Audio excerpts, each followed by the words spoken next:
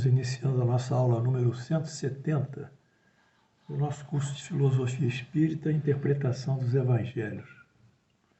Continuamos aqui interpretando os textos de Paulo, a primeira epístola de Paulo aos Romanos, e encontramos no capítulo 5, e hoje veremos os versículos 20 e 21. Antes de começar propriamente o nosso trabalho, pedimos a vocês a gentileza de inscreverem-se, aumentando assim o número de seguidores e me favorecendo com estímulo, já que esse trabalho meu, a única gratificação que eu tenho é poder transmitir a vocês esses conhecimentos e vocês assimilarem e modificar, ajudando a vocês a modificar a sua natureza espiritual e os seus conhecimentos sobre a filosofia e a doutrina espírita. A alegria no caso, como professor, é o sucesso de vocês. É vocês encorparem. Gostaria muito que alguém fosse melhor que eu. Eu queria criar alguém que me superasse em conhecimentos. Esse seria realmente o ápice das minhas expectativas de realização. E como o nosso curso não tem nenhuma pretensão maior, não cobra nenhuma taxa, não vende nenhum livro, não comercializa de maneira nenhuma, não circula nenhum valor ou moeda aqui, mesmo que o YouTube às vezes pretenda nos financiar colocando anúncios e nós a isso negamos, porque nossos princípios são os princípios verdadeiramente trazidos pelo Espiritismo e pelo Jesus, que é a caridade totalmente gratuita. A nossa realmente realização, como nós dissemos, é o sucesso de vocês. Então vamos hoje aqui em Romanos 5, 20 a 21, continuando essa epístola de Paulo.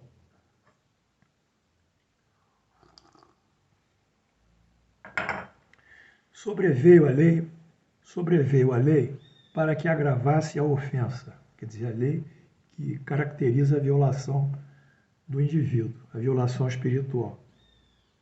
Mas onde abundou o pecado, se formou o pecado, superabundou a graça, quer dizer, foi contrabalançado pela graça, a fim de que, como o pecado reinou pela morte, assim também reinasse a graça pela justiça. Então, o pecado surgiu, a graça superpôs-se ao pecado, o pecado reinava pela morte, mas a graça superpôs e reinou então a justiça, tirando o indivíduo do pecado.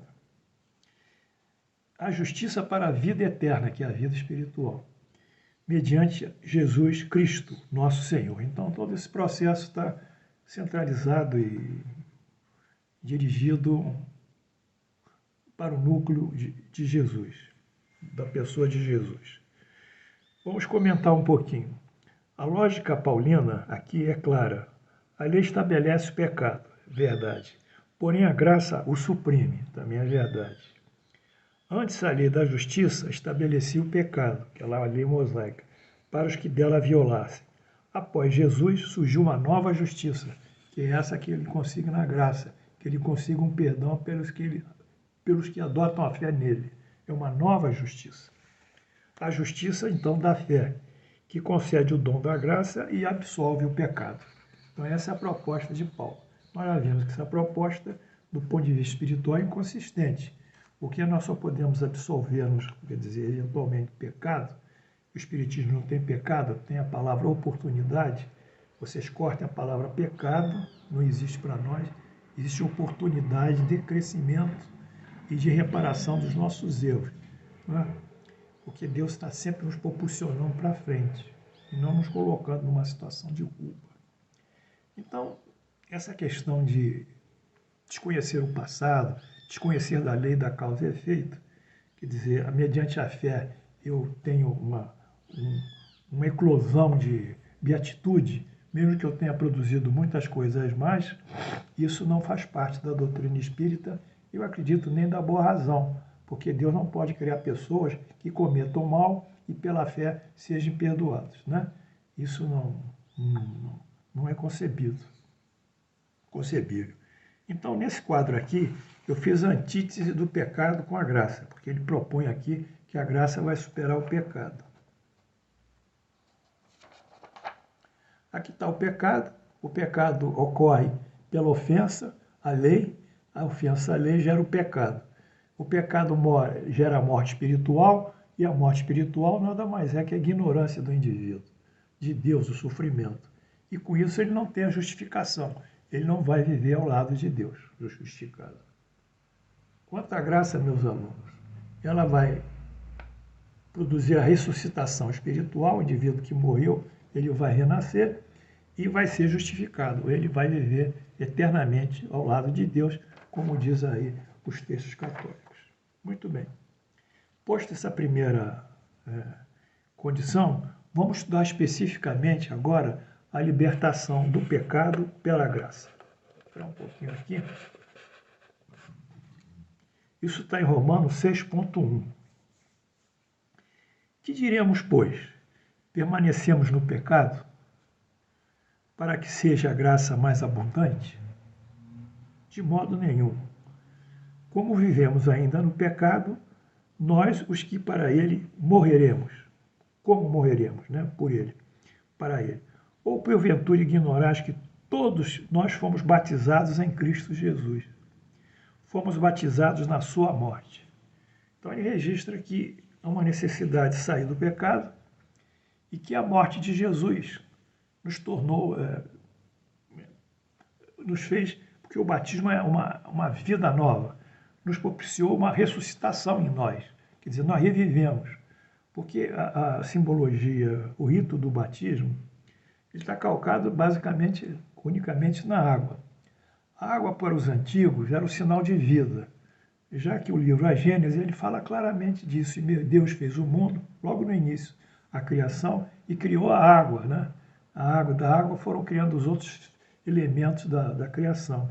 Então a água é o símbolo da vida, metaforicamente falando. E o batismo significa justamente a imersão no símbolo da vida e a retirada após do indivíduo da água em que ele se torna nível, puro, novo, isso é batizado. E no caso aqui ele propõe que a morte do Cristo, quer dizer, o esforço dele vicariante por nós, o sacrifício vicariante, tornou-nos também puros. Né? Vai nos tornar puros desde que tenhamos por ele a fé.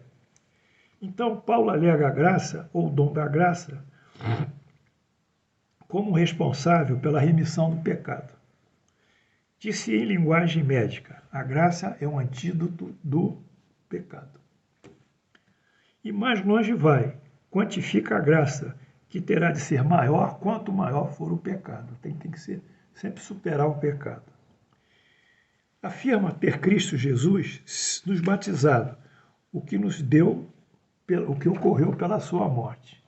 Então, eu fiz um outro esquema aqui dessa linha de pensamento paulina, graça e sua relação com o sacrifício de Jesus. Jesus sacrifica-se na cruz, é um sacrifício propiciatório, quer dizer, ele propicia, ele facilita, né, a nossa redenção.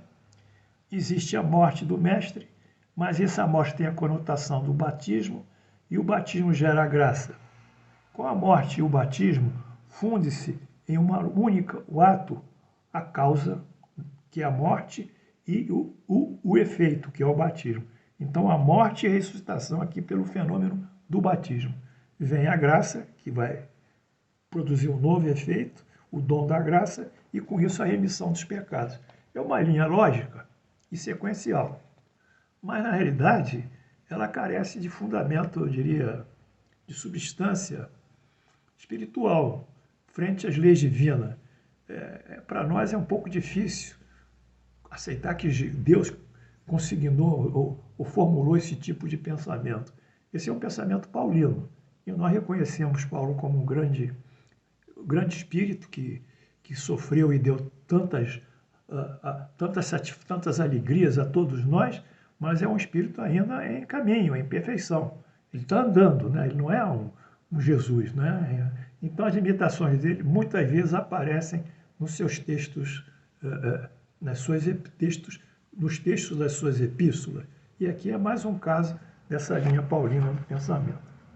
E o mestre, no caso Paulo, continua.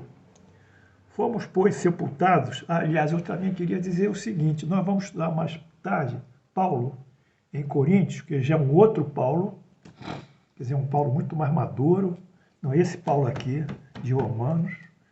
E vamos estudar Paulo ainda em mensagens que ele deu para Allan Kardec. Alguma mensagem nós temos dele, né? Nós vamos tirar dos textos da referência. A última mensagem de Paulo, uma das maiores, que eu queria dizer que eu não tenho essa ideia do Paulo, eu tenho essa ideia de um homem que está crescendo. Mas a última mensagem dele, que é dada, acho que em Paris, em 1800 e... não me lembro, 50 e poucos, por aí. Não, antes, em 1856, está no final do Livro dos Espíritos. É uma das últimos comentários do Livro dos Espíritos, tem 1019 perguntas, deve estar por volta lá da 1115, uma coisa assim. É uma mensagem belíssima, de uma grandeza impressionante, que me impressiona e me rejubila. Aí sim me rejuvenesce em Paulo. Esse Paulo que está lá em 1056, na sua mensagem, no Livro dos Espíritos, esse é o Paulo que eu tenho a concepção dele. O Paulo que assassinou, ou que omitiu o assassinato, mas de uma forma permitiu e, portanto, é coparticipante da morte de Estevão, esse é o Paulo que foi superado. O Paulo que traz essa dogmática aqui, inicial, é o Paulo superado pelo tempo, pela evolução das coisas. Mas estamos fazendo história aqui para que vocês entendam que as coisas não caem do céu, como está sendo proposto aqui. As coisas são adquiridas pelo esforço, pelo mérito, pelo sofrimento, pela dor, pelo sacrifício, pela abnegação, pelo trabalho constante, pelo ideal de servir e de progredir. É difícil, mas a gente consegue. Mas não vem assim, pau, como estalo. Quem promete a vocês coisas de estalo, realmente é uma pessoa que não é digna de crédito.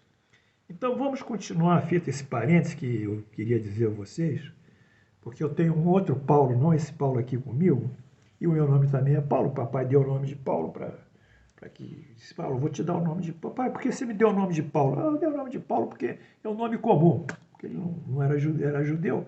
Aí, mas eu pensei que se tivesse nome de referência a São Paulo. Não, é um nome comum, eu não quero nomes complexos e excêntricos ou bizarros. O nome Paulo ficou, mas Paulo para mim ficou como Paulo, né? Eu fiquei assim com ele, ó, com o meu nome.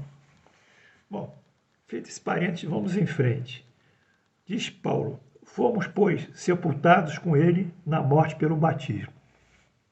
Quer dizer, nós morremos na morte e depois, né, ressuscitamos. Para que com Cristo foi ressuscitado dentre os mortos, pela glória do Pai.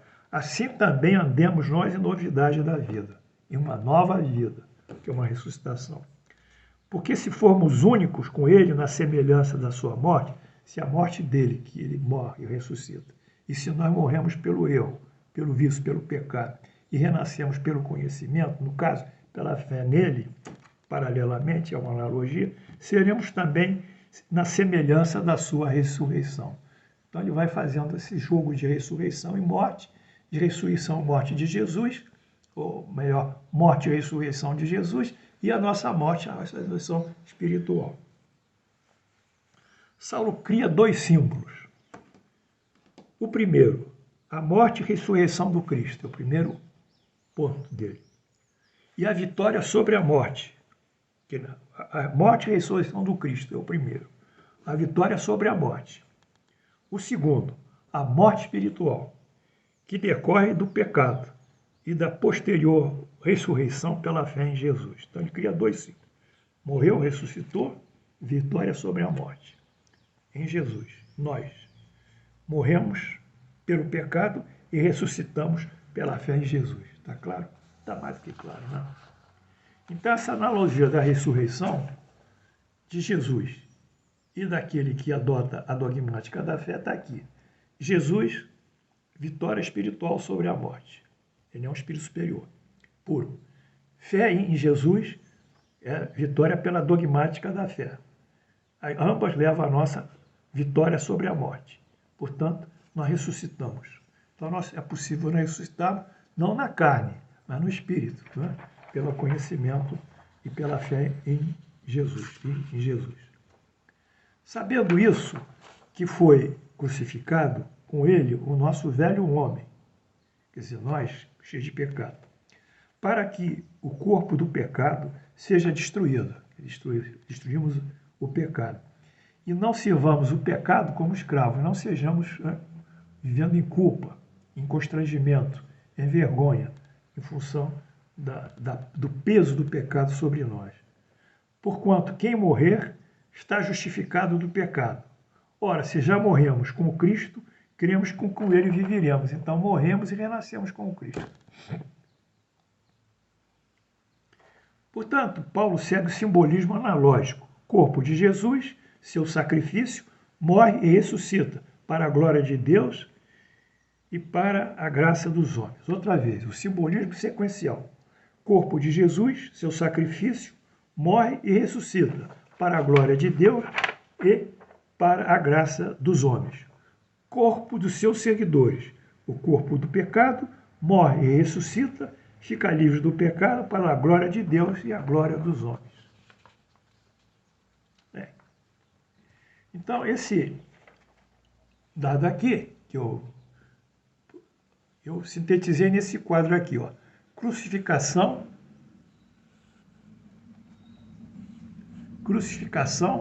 morte e ressurreição de Jesus.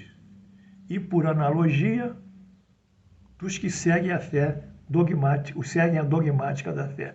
Crucificação, 1. 2. Morte, 2. 3. Ressurreição de Jesus. E, por analogia ao processo de crucificação, morte e ressurreição de Jesus, a morte do nosso corpo físico e a ressurreição. Tudo marcado pela fé. Então, a crucificação está aqui em cima, Jesus é crucificado, o velho homem em nós é crucificado e a morte que consigna, nesse momento, a morte do corpo do pecado, na crucificação. E essa morte, o pecado, Jesus vence a morte, nós vencemos o corpo do pecado e vamos ressurgir para a vida e a vida eterna. Essa é a dinâmica de nosso Paulo.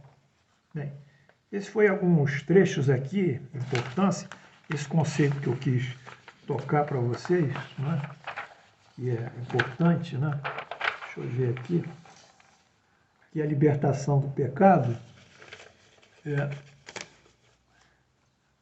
Esse trecho, vocês entenderam? Eu acho que eu estou terminando essa epístola aos Romanos e depois eu vou avançar em outros assuntos, que esse realmente foi muito pesado, esse trabalho, mas está terminando.